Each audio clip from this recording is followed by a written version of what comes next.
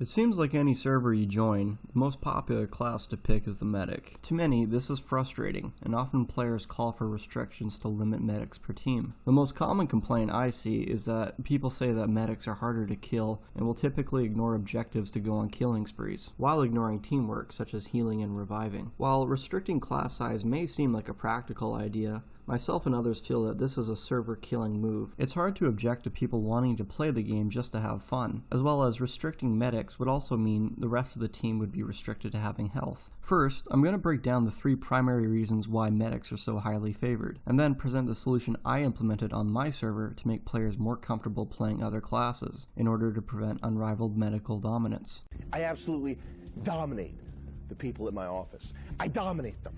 The first and most apparent reason is the portable health kit. The front lines are a hazardous place, and it's easy for your life to end instantly, giving a first-person perspective of being obliterated. Medics have the luxury of living off med kits, giving them a convenient 20 HP. While other classes take critical damage, they are reduced to hiding in a corner to avoid taking a stray bullet. Medics hop behind cover and are ready to re-engage moments after.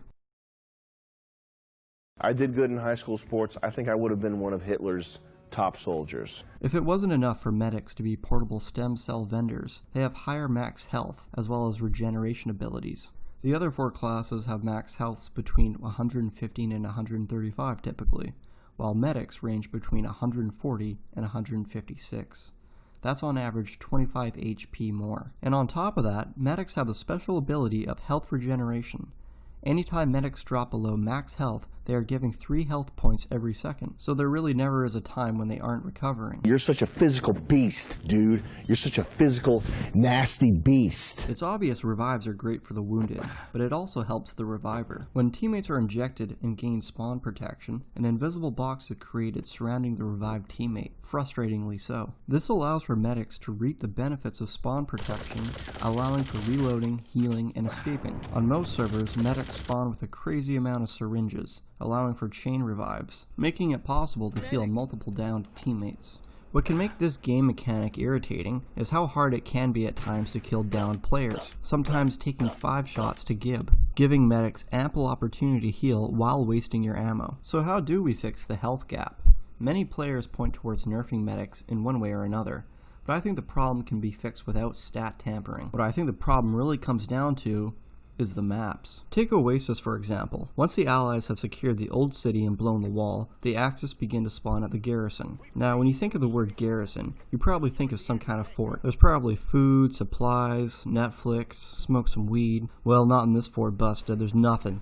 So if you need some more panzers for you add a luck hands. Seriously, there's no way to get more health or ammo in this entire base. My idea is to implement more health and ammo stations. That way the other 4 classes are not so dependent on medics. I've done this through the magical power of scripting. I'm still testing out what's permanent, but here are a few highlights of the stations I've added to the original 6 maps.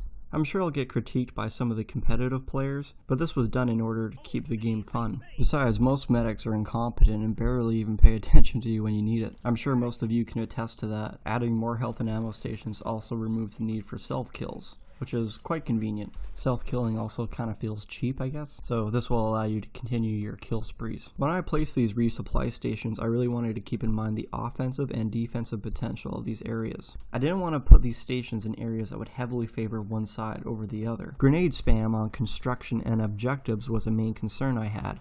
I feel like the locations I have created prevent players from spamming, so we'll see how that goes. If you would like to try out these maps, there is a link to the IP address down below. In order to play on my server, you will need to download ET Legacy, which is an HD remake of the original game. I highly recommend this version as it is currently being updated and has many features that the original game does not have. The link to download ET Legacy is also in the description. Please like and subscribe, and then comment what videos you want me to make in the future. And I will see you in the next video.